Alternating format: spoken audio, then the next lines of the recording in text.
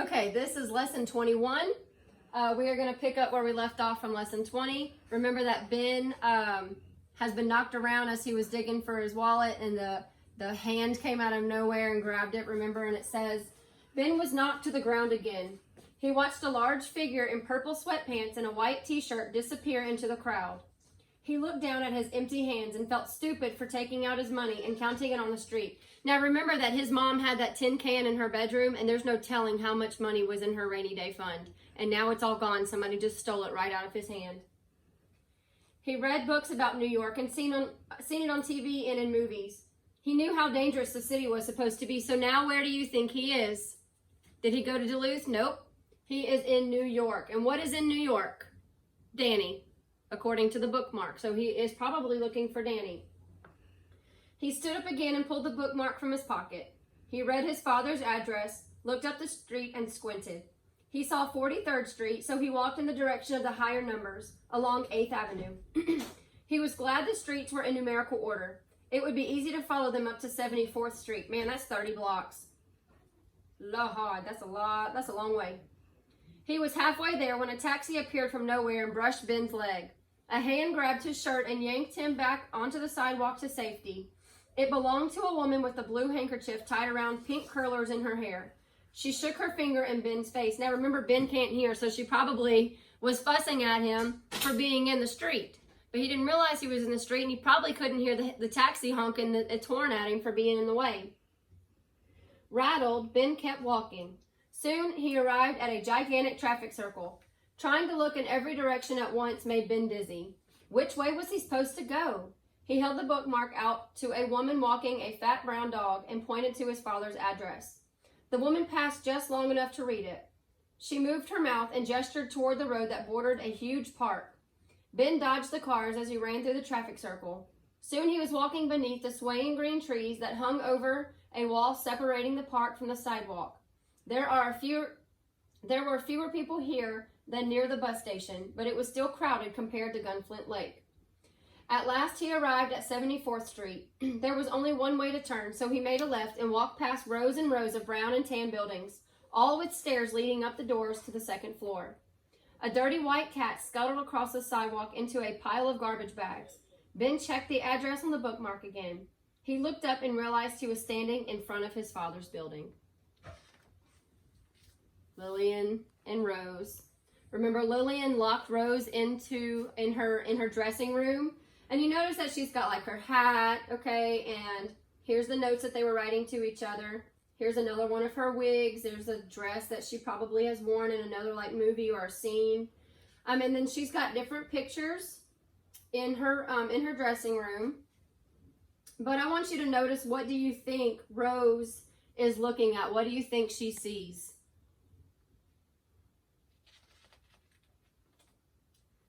Of course she sees the window, and of course she finds her way out of it, because that is what she does, as we've seen her do twice already. This is the third time in this book we have seen her climb through a window to get away. Here she goes running down the street, but I want you to look at her sad face. Think about how sad you would be. Rejection. She just came all the way from, Hoboken. She went across the Hudson River to find Lillian Mayhew, and all she could say was, basically, I don't want you here. I'm busy, too busy for you. So she's probably super sad. And again, her leg is kicked out, indicating that she is running. And I want you to notice, remember we talked about the stories, how they come together. These buildings, to me, they describe what Ben was talking about in his story, going across all the buildings, the red and tan or whatever color he said, that have the stairs leading up to each entrance. And so she's running down a similar street. And it might not be the same street, but if they're both in the same place, it's possible. Here's Rose. She's highlighted in the corner. And then I want you to look at her face here and compare it to the face that we just saw not too long ago, her saddened face as she ran down the street. Now look at it. She doesn't look sad to me. She looks hopeful, maybe that she has found something as she's looking up in a direction. And we're back to Ben. Ben's heart beat wildly as he climbed up the steps and studied the brass panel of the doorbells. Next to each button was a little piece of paper with a name on it. Most of the paper had disintegrated, though so the names were unreadable. Ben put down his suitcase, wiped the sweat from his forehead, and looked once more at the bookmark before returning it to his pocket. He pressed the button for 3B. He kept pressing it with one finger, unsure if it was connecting, while the other hand rubbed the smooth silver locket around his neck. Now, this thing is sort of like a doorbell that he's ringing, and so it would ring a certain apartment. In this case, it was ringing apartment 3B. And so what would happen is the person on the other end would then press their button and they would talk to you, kind of like an intercom situation. And it's possible that the person was talking to him and he couldn't hear what they were saying because he is newly completely deaf. After a few minutes of, remember, ringing the doorbell continuously, a small woman in a thin blue nightgown opened the door. She had gray hair and brown skin shiny with perspiration, and she didn't look happy. She was already talking when the door opened, and Ben just stared at her mouth. So he probably really made her aggravated as he kept ringing and ringing and ringing and ringing and ringing the doorbell. And so she finally just came downstairs to chew him out. "I'm looking for Daniel," he interrupted, still finding it strange to use his voice when he couldn't hear himself. "He's my father." Ben opened the locket and showed the woman the photograph. The woman stared at the photo, then at Ben. A look of displeasure crossed her face. She kept talking, using her hands sometimes to punctuate a point. Ben could not figure out what she was trying to tell him. Back home, even when his family and the hospital staff had written things down for him, they still talked a lot, and Ben realized that he had to do a huge amount of guesswork to piece together a conversation. He closed the locket, put it inside his shirt, and tried a different question. "Does Daniel live in 3B? The answer this time was clear. No. Ben felt faint. Why had it never occurred to him that his dad might not live here anymore? Feeling desperate, he said, "Do you know where he lives now?" The woman seemed to laugh and then said something else, and Ben could tell she'd never heard of Daniel. He kept staring at her mouth. He thought he recognized the word mother on her lips. Was she asking where his mother was? Ben pointed to a big white car parked nearby. A woman was sitting behind the wheel. "That's my mom," he said. The woman at the door sneered and said something Ben sure was not nice. Then she shut the door in his face. Tears stung his eyes and the street seemed to turn upside down. How stupid he was for thinking that it would be simple. He sank down into the top step and buried his head in his hands. After a few minutes, Ben opened the locket and stared into his dad's dark eyes. "Where are you?" he asked. "What do I do now?" He didn't even know his dad's last name. At a loss for where to go, Ben pulled the bookmark from his pocket again. His dad's handwriting was fading where it had run through the creases. He turned it over and looked at the drawing of the Kincaids and the black cat in all those books. He had no other clue, so he decided to walk to the bookstore. If his dad once lived in this neighborhood, maybe the people at Kincaids would remember him. It was a long shot, but he didn't know where else to turn. Ben continued uptown after a few blocks. He stopped at a red stone building, set back a little from the road. It was surrounded by trees and seemed larger than any other buildings nearby. The name of the building fluttered on a banner hung between two columns. It looked like a castle from a fairy tale. Now I want you to realize that Ben didn't just come from down the road, and he didn't even come from just across the Hudson River. This guy came from Minnesota. I mean, that is days away if you're riding a bus. And he's by himself, again, newly deaf. And so you can imagine the sadness as he got to who he thought was Daniel's house, and somebody opened the door and it wasn't his dad, and they've never heard of him. He's not there. So he's definitely having a tough time, but he has arrived at this place, and so let's read on and see where it is. Remember, the stories connect, so this is probably similar to what he sees. But I want you to notice down here in the corner what these might be.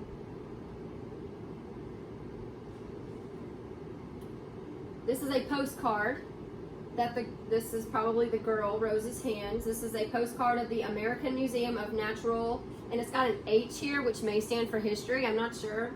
But this would be a huge museum, and that could also be where Ben ended up. And if you flip the postcard over, we recognize it from Rose's room. "Happy birthday, Rose. Love, Walter." Remember that she has had this sitting out for 8 months, so this must be really important to her. Now we know what's on the other side of it, though. It was the picture of the museum. Remember we talked about how it was postmarked from New York, so that's why she's headed to New York, probably to find Walter, because if Walter's the one who sent it, he would have sent it from New York to Miss Rose Kincaid from Hoboken, New Jersey. Well, here she stands with her suitcase open and the postcard in her hand, staring at the museum, which the museum is, of course, the picture. So probably when you have a postcard like this, like, it's possible that he bought it from the gift shop here and then sent it to her from the gift shop here. We're back at Ben's story. Ben studied the museum in awe.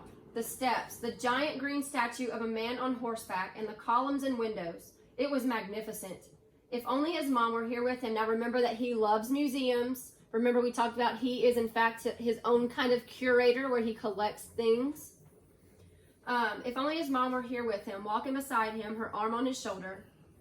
Did she know his dad had moved, or would she have been surprised as well? Even if they hadn't been able to find Ben's dad, he and his mom could have gone into the museum together. Ben prayed that someone in the bookstore would remember his father. By the time he arrived at the address on the bookmark, his t-shirt was completely soaked through with sweat. Cigarette butts and bits of newspapers gathered in dirty piles on the ground in front of the store. He looked up at the storefront window. There was no black cat or boxes of books.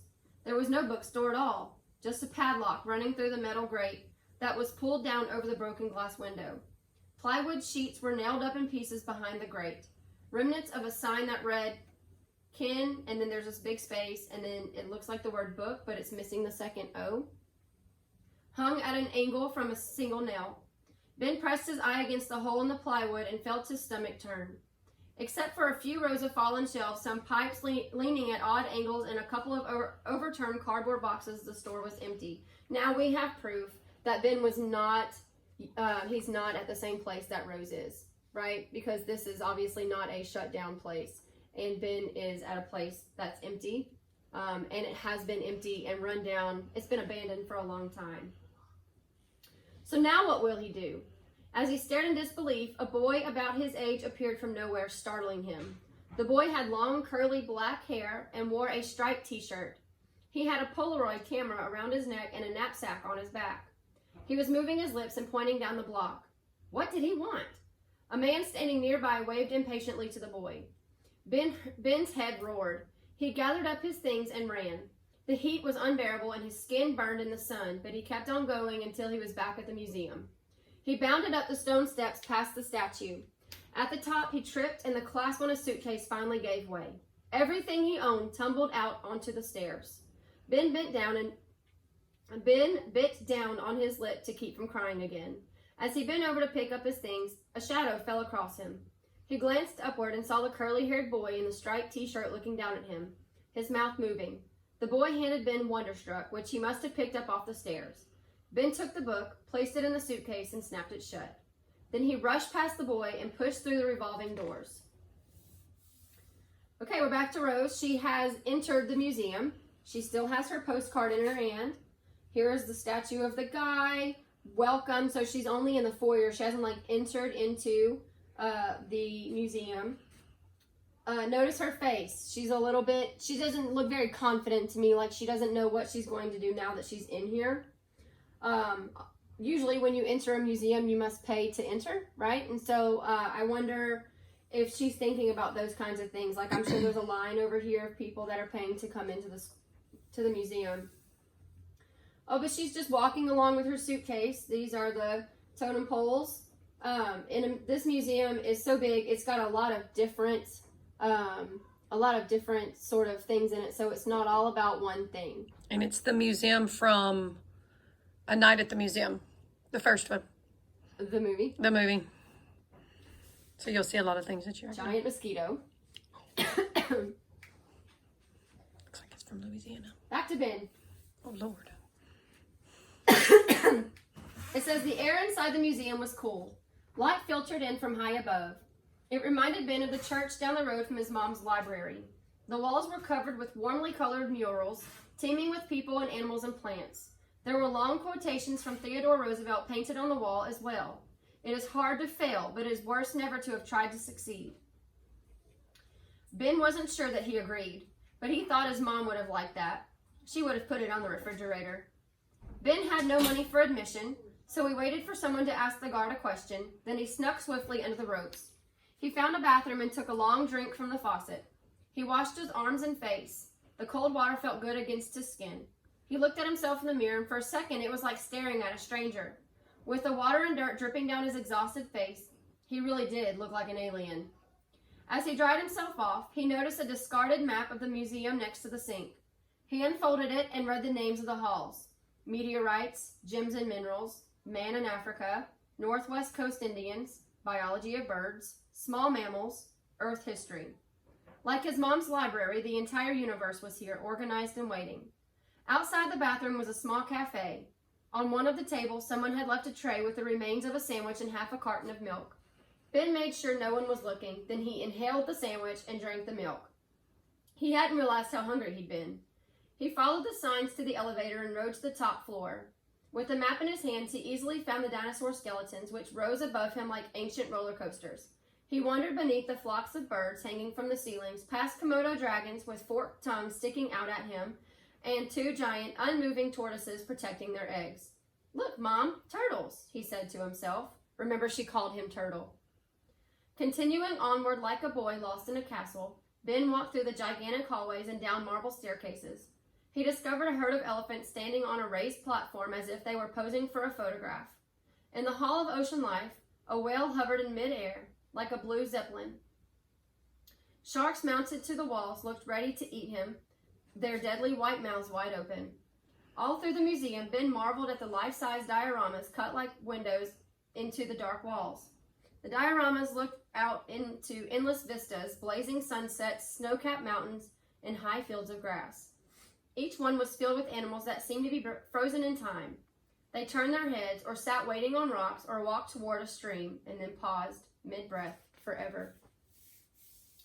And again, the two stories connect as we see Rose passing through these dioramas that the story of Ben was talking about. And I want you to notice this guy here, the look on his face. He's noticed her, probably the fact that she's alone and carrying a suitcase. Probably based on the look on her face. She's got her arms crossed again. This is probably her go-to stature as she feels uncomfortable. You remember when she's sad, when she's walking back home, she's got her arms crossed. And here again, she's got her arms crossed. If we turn the page, we see these hands, this tree of hands. She's just walking past them. And you can't probably tell from the video, but it looks like she's crying. In this picture, I can see tears streaming down her face. Again, she's looking at her postcard, and I wonder what's so important about this postcard here. Like, she's looked at it before, and she's had it on her desk, but she's never paid so much attention to it. Like, she hasn't always been staring at it like she's been doing in these past few pages. Here she's come to the diorama of the meteorite. This is a giant meteorite. And she's reading the, what do you call these things? That tell you all about what the exhibit is. Just say information. Yeah. It says this meteorite was discovered in Greenland in 1894, but it fell to Earth thousands of years earlier. It was brought to the museum in 1902, and it remains the largest meteorite in any museum in the world. All meteorites begin their journeys to Earth as shooting stars, streaks of white light across the night sky. Shooting stars, it's highlighted here, and it's really zoomed in, so this must be important. We talked about when they repeat the same thing over and over again, it's something they want you to look into. Ben soon stepped into a dark round space that seemed as if it had been built around the main object in the middle of the room. There, beneath the glow of a spotlight, was a gigantic black meteorite about the size of a car. So Ben and Rose, 50 years apart. Now, don't think they're standing next to each other, okay? They are in the same place. She is in 1927. He is in 1977. But they are both looking at the same meteorite. Ben ran his hand along the shiny, undulating surface. Now, remember that is his thing. He loves space. It was smooth to the touch. He read the nearby sign and thought about the meteorite his mom had described to him, the one that had created Gunflint Lake 2 billion years ago. Had it been bigger than this one?